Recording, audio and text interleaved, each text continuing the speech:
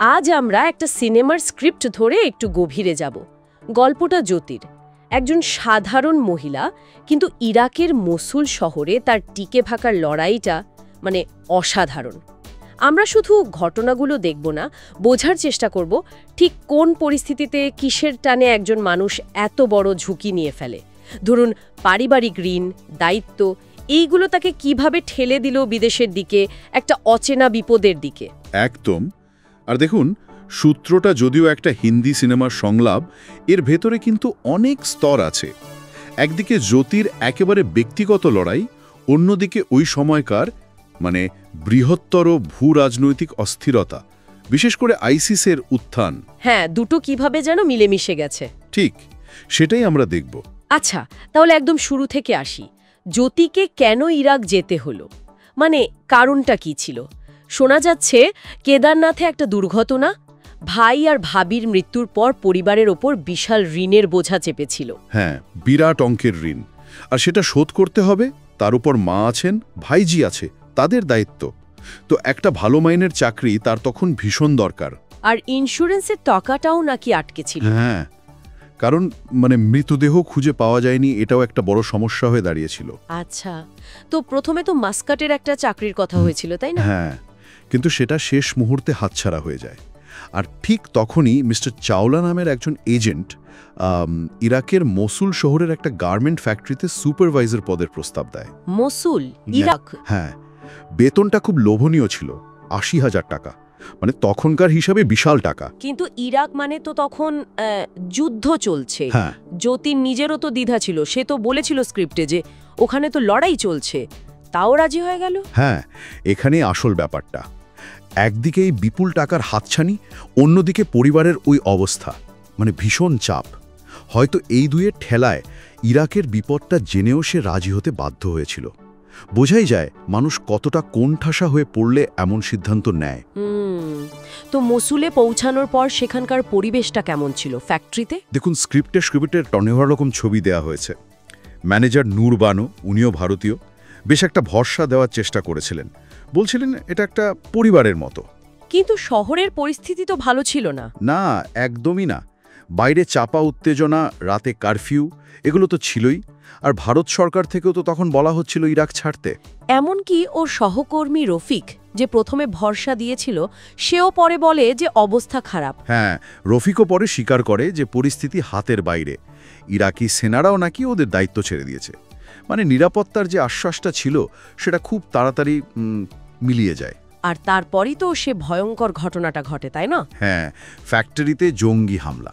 ঠিক, জঙ্গিরা ISIS, Islamic State of Iraq and Syria, যারা তখন ত্রাস তৈরি করেছিল ওই অঞ্চলে, তারা ফ্যাক্টরিতে ঢুকে পড়ে। জ্যোতি আর বাকিরা তখন কোথায় ছিল? ওরা বেসমেন্টে লুকিয়ে পড়েছিল। জ্যোতি, ফাতিমা, সাবরিনা, আরও অনেকে। রফিক, হাফিজরা ওদের বাঁচাতে গেছিল, কিন্তু জঙ্গিরা ওদের ধরে ফেলে। আর জ্যোতির চোখের সামনেই খুন খারাপই হয়। তারপর জ্যোতি আর বাকিদের বন্দি করা হয়। জঙ্গিরা মুক্তিপণ চায়, বিশাল অঙ্কের টাকা, নাহলে মেরে ফেলার হুমকি দেয়। কি ভয়াবহ অবস্থা! বন্দি দশাতেও নাকি জ্যোতিকে একজন জঙ্গি, আসাদ, বিয়ের প্রস্তাব দিয়েছিল। হ্যাঁ, ছোট বেগম হওয়ার প্রস্তাব, কিন্তু জ্যোতি সরাসরি না করে দেয়। ওর চরিত্রের জোরটা এখানে দেখা যায়। আর এদিকে ভারতে ওর পরিবার, তারা তো জানতই না ও মসুলে। হ্যাঁ, তারা তো মাস্কাটের কথা জানত। যখন মিস্টার চাওলার মাধ্যমে জানতে পারল যে জ্যোতি মসুলে, তখন তো তারা দিশেহারা। জ্যোতির মা, ভাইঝি, ওরা দিল্লি ছুটে যায়, পররাষ্ট্র মন্ত্রণালয়ে ধর্ণা দেয়, এমনকি সিরিয়ায় আটকে পড়া নার্সদের পরিবারের সঙ্গে বিক্ষোভেও সামিল হয়। দুদিকেই লড়াই চলছিল। শেষ পর্যন্ত তো একটা উদ্ধারের রাস্তা খোলে কুর্দিশ পেশমার্গা বাহিনীর সাহায্যে। হ্যাঁ, কুর্দিশ পেশমার্গা বাহিনী, যারা আইসিসির বিরুদ্ধে লড়ছিল, তাদের সাহায্য আর জাতিসংঘের কর্মীদের ইরাক থেকে সরিয়ে নেওয়ার একটা সুযোগ কাজে লাগিয়ে জ্যোতিকে বের করার প্ল্যান হয়। ওকে একটা নকল পরিচয় দেয়া হয়, মারিয়াম সুলতান। কিন্তু এয়ারপোর্টে গিয়েও তো সমস্যা হয়। মারাত্মক সমস্যা। প্রথমত, জাতিসংঘের তালিকায় ওই মারিয়াম সুলতান নামটা ছিল না। আর দ্বিতীয়ত, ঠিক সেই সময় টিভিতে জ্যোতির মায়ের কান্নাকাটির ছবিসহ খবর দেখানো হয়।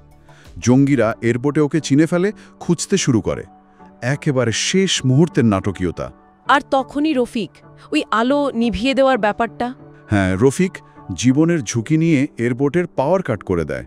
সেই হট্টগোল অন্ধকারের সুযোগে জ্যোতি এয়ারপোর্ট বিল্ডিং থেকে পালায়, রানওয়ের দিকে দৌড়য়।